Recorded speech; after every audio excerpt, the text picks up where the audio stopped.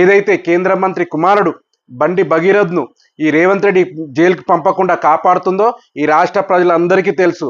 చట్టం ముందు అందరూ సమానమే. కానీ ఈ కేంద్ర మంత్రి కొడుకు ఒక న్యాయం, సామాన్యుడికి ఒక న్యాయంలా వ్యవహరిస్తుంది ఈ కాంగ్రెస్ ప్రభుత్వం. రాష్ట్రంలో శాంతి భద్రతలు ఏమైపోయి, ఒక ముఖ్యమంత్రిగా ఫెయిల్, ఒక హోమ్ మినిస్టర్గా ఫెయిల్.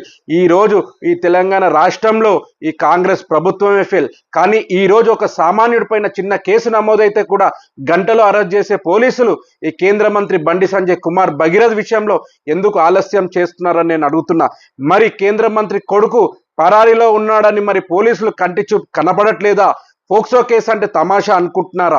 అత్యంత కఠినమైనటువంటి ఫోక్సో కేసు కింద నమోదైనటువంటి రోజులు గడుస్తున్నా కూడా మరి ఈ రోజు వరకు ఆ నిందితుని పరారీలో ఉండని పోలీసులు చెప్పడం ఒక దుర్మార్గమైన చర్య.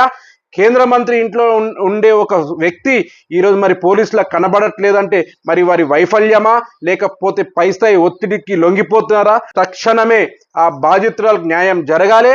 ప్రతిరోజు నిత్యం ధర్మం, న్యాయం, సంపద, సాంప్రదాయం గురించి మాట్లాడే బండి సంజయ్ ఈరోజు తన కుమారుడు విషయంలో ఆ ధర్మాన్ని ఎందుకు విస్మరిస్తున్నారు? తప్పు చేసిన వారు నా కొడుకైనా సరే అని చెప్పిన మీరు మరి ఈరోజు ఆ చట్టానికి అప్పగించాల్సిన బాధ్యత ఒక ప్రజాప్రతినిధిగా మీకు ఉందా లేదా అది మీరు తేల్చుకోవాలి. కేంద్రంలో అధికారంలో ఉన్నామని చెప్పి ఈ కేసును తొక్కి పడేయాలని చూస్తే ప్రజలు చూస్తూ ఊరుకోరు. నిందితుని వెంటనే శిక్షించాలి. బాధితురాలికి తగిన న్యాయం జరగాల్సిందే. కేంద్ర మంత్రి కొడుకు అని పోలీసులు చేతులు దులుపుకుంటే మరి వ్యవస్థ పైన సామాన్యుడికి నమ్మకం పోతుంది. అతన్ని వెంటనే పట్టుకొని కోర్టులో ప్రవేశపెట్టి మేము డిమాండ్ చేస్తున్నాం, ప్రజలపైన చట్టాల మీద నమ్మకం కలగాలంటే వెంటనే ఆ న్యాయస్థానం ముందు ప్రవేశపెట్టాల్సిందిగా మేము కోరుకుంటున్నాం.